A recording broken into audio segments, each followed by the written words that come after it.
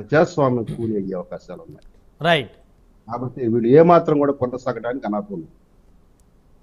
Right మళ్ళీ వస్తాను శాంతిప్రసాద్ గారి దగ్గరికి. మనతోటి పితాని బాలకృష్ణ గారు ఉన్నారు, వైఎస్ఆర్ కాంగ్రెస్ పార్టీ నాయకులు. బాలకృష్ణ గారు గుడ్ మార్నింగ్ అండి. Good morning sir.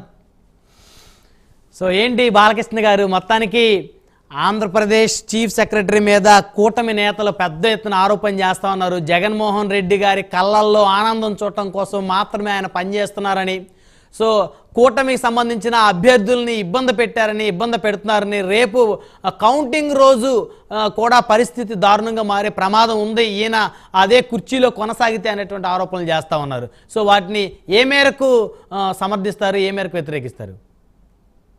అలాగే ప్యానల్లో ఉన్న రఫీ గారికి, అలాగే మిత్రులు శాంతి ప్రసాద్ గారికి, పూర్ణచంద్రరావు గారికి అందరికీ ధన్యవాదాలండి. ఇప్పుడు నిజంగా ఇప్పుడు తెలుగుదేశం ప్రభుత్వం ఉన్నప్పుడు కూడా ప్రతిపక్షాలు ఆటోమేటిక్గా ఇదే వాదన తీసుకొస్తా ఉంటాయి. దానికి పెద్ద విలువలు లేని వాదనగా నేను అభివర్ణిస్తున్నాను సార్.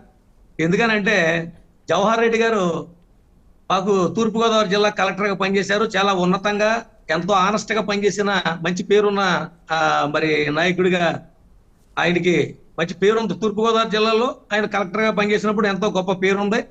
అలాగే నిజంగా మరి జగన్మోహన్ రెడ్డి గారు ఆయన మీద అంత ప్రేమ ఉంటే మరి మొట్టమొదట ఆయన గవర్నమెంట్ రాగానే ఆయన సిఎస్గా నియమించుకునేవాడు. అది ఇప్పుడు ఆయన దగ్గరగా మరి మూడు సంవత్సరాల తర్వాతన అతన్ని మరి సిఎస్గా పెట్టడం జరిగింది. అదేదో మరి విజయవాడ వైజాగ్ వెళ్ళారు, ఏదో భూములు కుంభకోణం ఏదో అన్నారు. తప్పేం లేదు. 800 ఎకరాలు మొత్తం గవర్నమెంట్ ఒక ఆర్డినెన్స్ పాస్ చేసింది. గవర్నమెంట్ లో ఒక చట్టసభలో ఒక తీర్మానం జరిగింది. పొడుగు బలహీన వర్గాల భూములన్నీ కూడా అమ్ముకోవచ్చు అని ఇచ్చింది. అది ఎవరైనా కొనుక్కోవచ్చు. అందులో తెలుగుదేశం వాళ్ళు కూడా చాలా మంది ఉన్నారు. ఎందుకంటే నేను ఆ వ్యాపారస్తుడిగా నేను చెప్తా ఉన్నాను. ఎందుకంటే అందులో చాలా మంది తెలుగుదేశం వాళ్ళు కూడా చాలా మంది ఎవడో ఇప్పుడు పేదల భూములు అంటే బీసీలు, పొడుగు బలహీన వర్గాల భూములు, వాళ్ళకి 22A ఉన్న భూముల్ని వాళ్ళకి హక్కు కల్పిస్తూ వాళ్ళు జీవో చేశారు, చట్టం చేశారు, ఆర్డినెన్స్ ఇచ్చారు. దాని ప్రకారంగా వాళ్ళు కొనుక్కునొచ్చు, కొద్ది గొప్ప కొనుక్కునొచ్చు. మొత్తం 800 ఎకరాలు 900 ఎకరాలు కొనుక్కునే పరిస్థితి అయితే కాదు. ఇప్పుడు నాకు కూడా ఏదో ఎక్కడొకటి కొనుక్కోవాలని అనిపిస్తుంది, ఏదో మంచి పట్టణంలో కొనుక్కోవాలనిపిస్తుంది, ఏదో రూపాయికి తక్కువకి వస్తే కొనుక్కోవాలనిపిస్తుంది. అంతే తప్ప ఎస్సీలని బీసీలని బలవంతంగా లాక్కుని కొనుక్కునే పరిస్థితి రాష్ట్ర సిఎస్ లాంటి అంత అవసరం లేదు. అదంతా అభూత కల్పన. ఎందుకంటే రేపు పొద్దున్న ఏళ్ళు కూడా వచ్చిన తర్వాత ఏళ్ళు కూడా చేసే పనులు అయ్యే. ఇప్పుడు ఈ కూటమి అనేది ఏదో ఉందో అదంతా ఒక అభూత కల్పన. ఈ కూటమి అనేది దానికి విలువ లేని కూటమి ఇది. ఎందుకంటే దానికి విలువలు లేని నాయకుడు మా పవన్ కళ్యాణ్ గారు, దానికి మరి ఒత్తాసు పలికిన నాయకుడు పవన్ కళ్యాణ్ గారు. ఒక చెప్పులు కుట్టుకునే అతన్ని మరి ఎమ్మెల్యేని చేస్తాను, అలాగే ఒక చిన్న స్థాయి మనిషిని ఎమ్మెల్యేని చేస్తాను, జీరో పాలిటిక్స్ బడ్జెట్ అని చెప్పేసి గొప్ప కబుర్లు చెప్పిన పవన్ కళ్యాణ్ గారు ఈవేళ అన్ని టికెట్లు కూడా మరి గాయత్రి మంత్రం అన్నాడు, గాయత్రి మంత్రం 24 అక్షరాలు అన్నాడు. మరి 3 ఏమో బీజేపీ పుష్పం ఎత్తిపోయింది. ఆ 21 కూడా 11 ఎన్నో ఇచ్చాడు జనసేన వాళ్ళకి. మిగిలిన అన్ని కూడా తెలుగుదేశం నుంచి తీసుకొచ్చి పండుగలేసి మరి వాళ్ళకి టికెట్లు ఇవ్వడం జరిగింది. అది కూడా డబ్బుతో ఒక్కొక్క సీటు 10 కోట్లు అమ్ముకున్నాడు పవన్ కళ్యాణ్ గారు. రైట్ బాలకృష్ణ గారు ఒక్క నిమిషం, శాంతి ప్రసాద్ గారు కూడా తెలుసు. ఒక్క నిమిషం వినండి. మీరు ఎంత కొనుక్కున్నారు 2019లో సీటు జనసేనలో? అప్పుడు నేను రూపాయి ఇవ్వలేదు. నేను రూపాయి ఇవ్వలేదు. ఆ రూపాయి ఇవ్వకుండా అప్పుడు ఓడిపోయే టైంలో మా అందరికీ కూడా పిలిచాడు. మొట్టమొదటి కండువ వేసాడు. మా పితాని బాలకృష్ణ బ్లడ్ ఓటే పోలీసు బ్లడ్ అన్నాడు. కండువ ఇచ్చాడు. చాలా కష్టంతో కూడుకున్న ఎలక్షన్ చేశాం. మీరు మాట్లాడొద్దండి శాంతి ప్రసాద్ గారు. ఎందుకంటే మీరు మాట్లాడినప్పుడు శాంతి ప్రసాద్ గారు ఏమంటే మీరు నోరు మూసుకుని కూర్చుంటే గౌరవంగా ఉంటది. ఎందుకనంటే మీరు మాట్లాడినప్పుడు నేను మాట్లాడలేదు.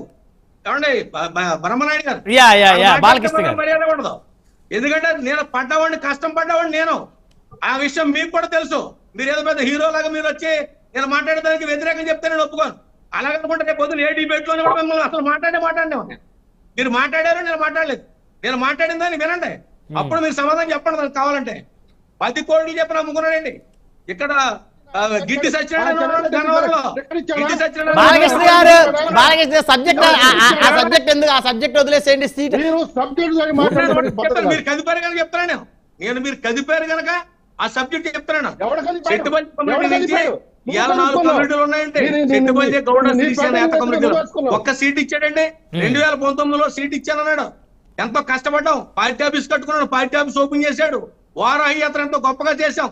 అన్ని చేసి లాస్ట్ కి వచ్చినడికి ముడిచే చూపించి ఇక్కడ ఎస్సీ సోదరులకు 2 టికెట్లు ఇచ్చాడు కోనసీమ జిల్లాలో. బీసీలకు ఎక్కడన్నా ఒక సీట్ ఇచ్చాడా? ఇలాంటి వాడు కూటమి కాదు. కూటమి ఒక బాలకృష్ణ గారు తీసుకుంటే 21 కదా, పోనీయండి.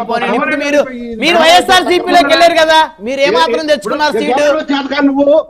జగన్మోహన్ రెడ్డి గారి దగ్గర మీరు ఏమాత్రం సీటు తెచ్చుకున్నారు? 2019లో మీకు జగన్మోహన్ రెడ్డి గారు సీట్ ఇవ్వలేదు. ఇవ్వకపోతే పిలిచి పవన్ కళ్యాణ్ గారు ఫస్ట్ సీట్ మీకే ఇచ్చారు. టైం అయిపోతుంది. 24లో అక్కడ సీట్లు తక్కువ అవడం వల్ల మీకు ఇచ్చే అవకాశం లేకపోయి ఉండొచ్చు. ఒక మాట ఏమన్నాడు సార్, ఆ రోజున 2019లో జగన్మోహన్ రెడ్డి సీట్ ఇవ్వకపోవచ్చు, కానీ నన్ను ఇంటికి ఎక్కడికి ఒంగోలు పిలుచుకొని గౌరవంగా మీకు ఎమ్మెల్సీ ఇస్తానని చెప్పేసి ఆ రోజున కమ్యూనిటీ టికెట్ ఇవ్వకపోతున్నాను, మీకు ఎమ్మెల్సీ ఇస్తానని చెప్పేసి ఆ రోజున ఎంత గౌరవప్రదంగా చెప్పి పిలుచుకొని ఇక్కడ మేము ఆఫీస్ చుట్టూ తిరిగితే కుక్కలాగా తిరుగుతున్నా కూడా 1 అపాయింట్మెంట్ అడిగినా కూడా అడిగిన దిక్కులేని పరిస్థితి, కనీసం అపాయింట్మెంట్ ఇవ్వలేని పరిస్థితి ఈ పవన్ కళ్యాణ్ గారు. ఎందుకు వచ్చిందండి? జనసేన పార్టీ అధ్యాయం ముగిసిపోయిందండి. జనసేన పార్టీ లేదు. ఇవాళ బీసీలు కానీ పొడుగు బలహీన వర్గాలు కానీ ఎవరు కూడా ఆ పార్టీకి అంకితభావంగా పనిచేసే పరిస్థితి లేదు. రైట్ బాలకృష్ణ గారు ఇప్పుడు ప్రధానమైన చర్చ జవహర్ రెడ్డి గారు జగన్మోహన్ రెడ్డి గారికి అనుకూలంగా వ్యవహరిస్తున్నారని, వైఎస్ఆర్ కాంగ్రెస్ పార్టీకి అనుకూలంగా వ్యవహరిస్తున్నారనేది ప్రధానమైన చర్చ. ఆనెస్ట్ ఆఫీసర్ అండి. ఎక్కడ కూడా ఇప్పుడు ఆయన ఇందాక మాట అన్నాడు, పైనుంచి కింద దాకా పోలీస్ కానిస్టేబుల్ దాకా కూడా డబ్బులు ఇచ్చి మేనేజ్ చేసాడు జగన్మోహన్ రెడ్డి గారు అని చెప్పేసి ఇందాక రఫీ గారు చెప్పారు కదా. ఇప్పుడు ఇవాళ రేపు పొద్దున్న కొత్త సిఎస్ లేదో అడుగుతున్నారు, కొత్త సిఎస్ వేశారు.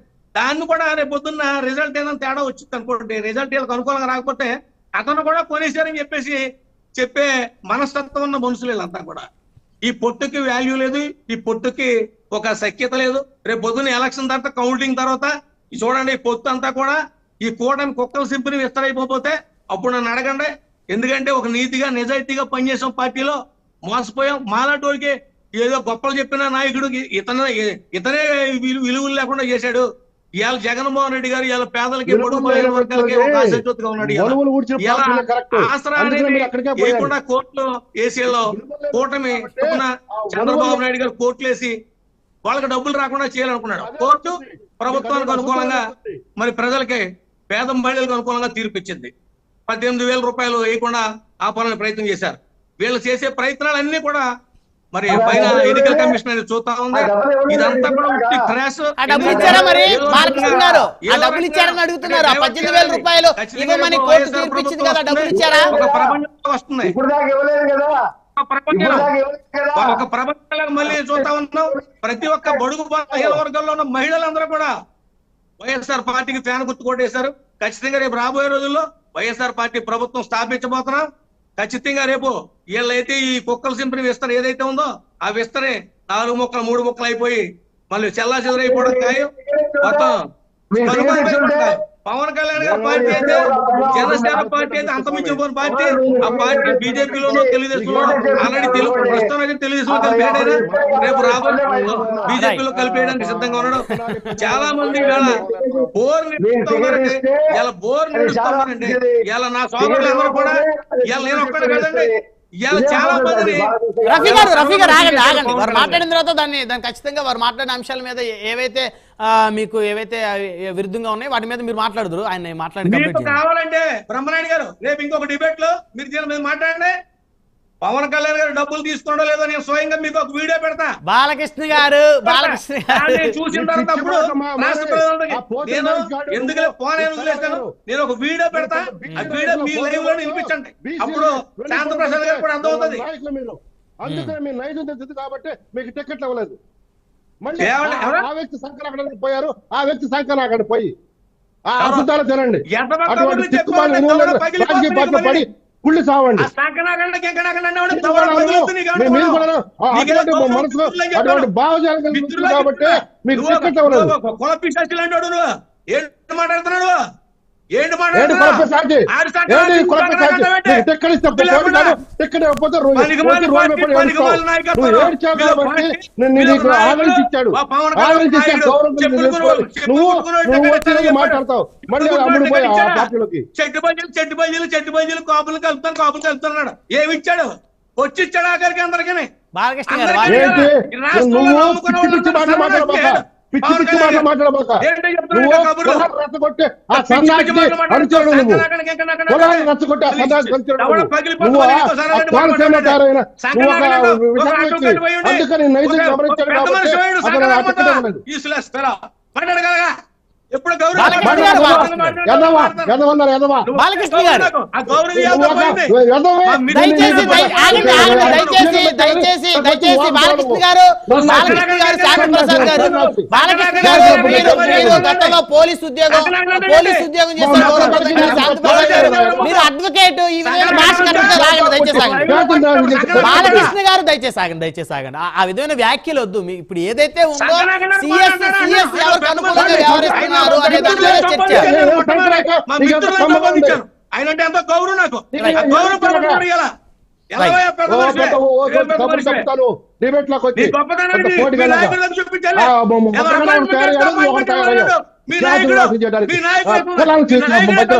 పెడతానికి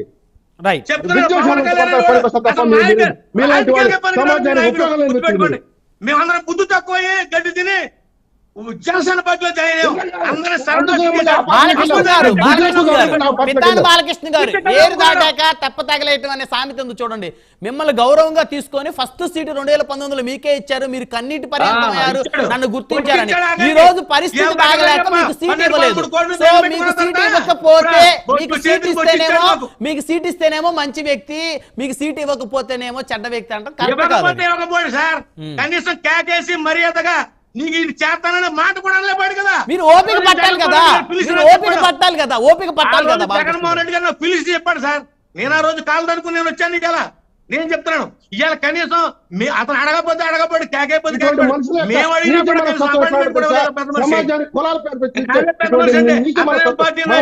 జగన్ రెడ్డి గారు వస్తారు.